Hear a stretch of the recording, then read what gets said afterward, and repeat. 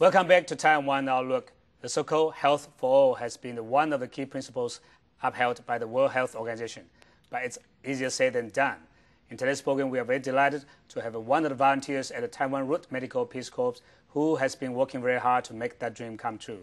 Dr. Shanlin, we've been talking about the Taiwanroot Medical Peace Corps. As you mentioned that at the very beginning, your service has been mainly provided to the local people. Right. But in recent years, you are now becoming more internationalized. You also go to other countries to provide free medical services to other countries, other peoples. So, what's your network so far? Well, the networks, actually, Taiwanroot have been to many parts of the world. We've been to Africa, Central America, South America, and Asia too, and different countries.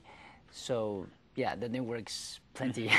But the thing is, there are so many countries are in need, and many people are in need. How do you select which country you want to go to?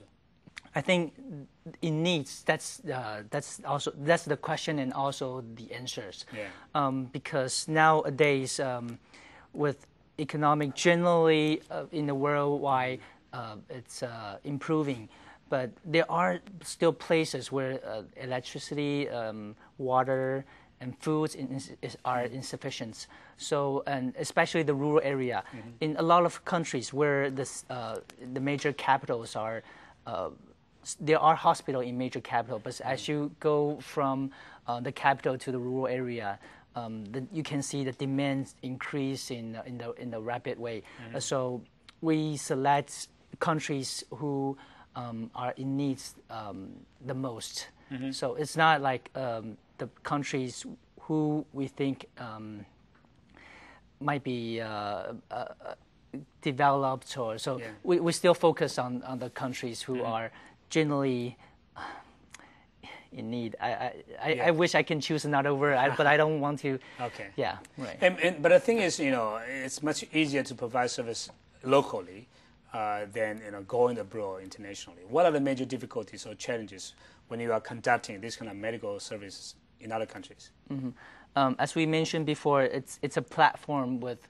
volunteers coming to these organizations and mm-hmm. gather together and bringing human resources, medical supplies to another countries mm-hmm. to help.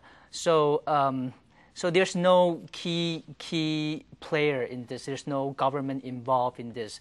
So there are no the big companies say, I pay for your tickets, I'll pay for your meals, and you just, here's your vacations, and you can just go. So you have to set a date. That's why each year we have schedule up in front, so everybody can clear out the days. Okay, I'm going to pick the vacation during the Chinese New Year, for example, mm-hmm. and then this is the time. Then people will arrange the vacations mm-hmm. and then pay for their tickets. Mm-hmm. And I think it's that's why that's where the difficult part is. So the cost must be higher, much more higher than the local services. Right, especially nowadays the oil price increase. The That's tickets, true. Right. That's very true. But so in general, how many missions do you send abroad every year? I think around 10 and more. Mm-hmm. That's up to, especially if there's emergency need, then that number might increase. For example, if there's an earthquake or any natural disaster, then the number will increase. Mm-hmm. And how long in general do you stay in that particular country? From 7 days to around, there's the longest, I think, 21 days. Mm-hmm. Yeah, that's the average duration, because some people might think that the day is too short. Yeah. But as we talked about, mentioning before, it's a platform, so the volunteer use their own vacation, and it's very rare that you have long vacation that's more than 21 days in Taiwan. Yeah, that's right. Yeah. But in addition to the time constraints, how about resources? When you go there are many things that are lacking, in those countries, including medical facilities and so on. How do you overcome those difficulties? That's why you have to ship all your equipment. Yeah, from Taiwan?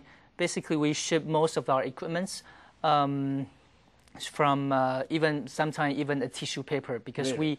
we cannot predict what we will face in that country. Sometimes, well, if we're lucky, then we can purchase something over there, but it's always difficult to predict what we'll face. So most of the time, we would like to ship most of our gears, the medical supplies. That's why we need especially the help from airline company. That's right. Yeah, because they other than the people, the air tickets, if they we need their they allow us to bring that such extra luggage, right? Yeah. In general, do you receive a good response from those airline companies? Not really. We got some difficulties.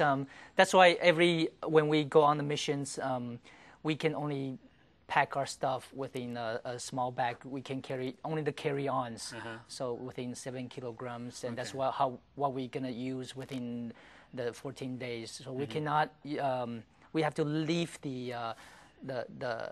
our luggages for the medical supplies. I see. Yeah. How about your interaction with the local governments? You know, those people and those countries. You know, do you find any difficulties, or do you see, see a lot of welcoming? From those countries? That depends, but most of the country we visited, they are very friendly and welcome our visit. Do they also provide, help to you, your missions? Yeah. Yes. The kind of help we need might be, for example, security, because some country we visit, sometimes we travel to rural area where there might be possible dangers. So sometimes there's a military help, and sometimes there's a police.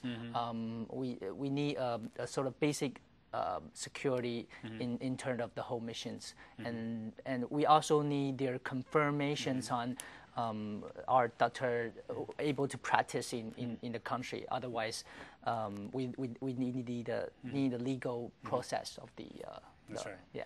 And how about your interaction with the local people? Let me start with a very simple question.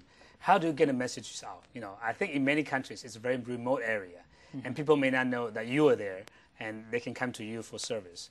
How do you get the messages out? In small towns like the countryside, people spread out through the words. I see. So, with some help from the government, they might pass on the information through radio, or sometimes, if we're lucky, through TV. There will be a commercial on. There's a medical brigade from another country to the town. And sometimes when we arrive to the area, the first day is not so many, and then second day there are the people coming, especially in the afternoon. The people continue to come. Yeah, the word passed out. Sometimes we need the help from the local authorities. Yeah, but some people think that you are there only for maybe 7 days or a week or so, and so on. But those people want to get a treatment, but when you leave, they are still in needs of continuing services. How or what can you fix the problem? That's a really good question. And then, so there's always a debate in this question, and then, but if we always struggle in this kind of debate, then they will never know. There will never be a service. Yeah. So it's really difficult. It's right to count the efficiencies of the missions, but in chronic disease, diabetes, hypertension, it's difficult to follow up. But it's also difficult to measure how life is valuable in term.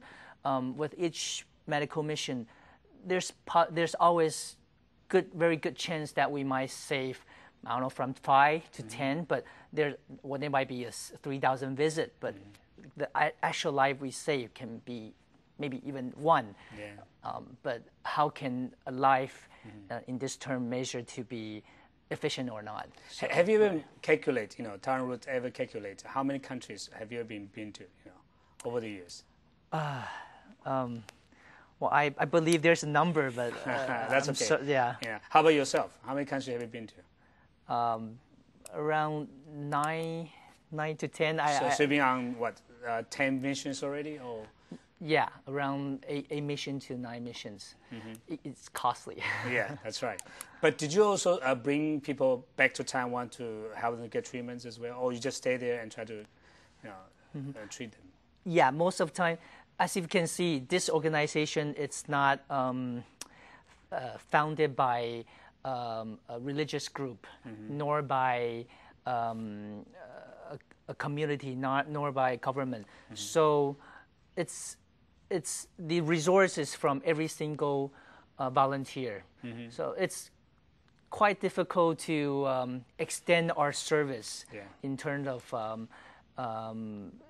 we always like to do more. But there's always the needs is the want and need is unlimited, but the resource is limited, right? And looking back, do you see there's a growing number of volunteers who are willing to provide service to other countries, or how about the trend? Yes.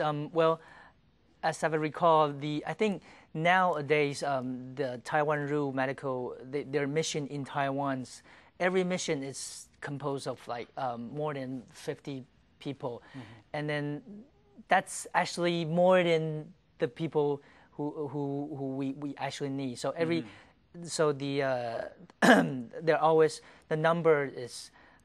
It's hard to register now. You have to register in advance about even 3 to 4 months to advance. The abroad the number increase, so it's easier to find a volunteer to participate in this kind of activities.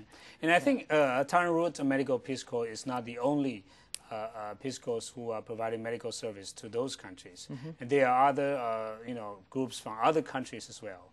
So when we come back, we'll talk about your experience of interacting or cooperating with other countries, similar groups, and what can we learn from other countries' experiences, or conversely, what other countries can learn from our experiences. So stay with us. We'll be back after these messages.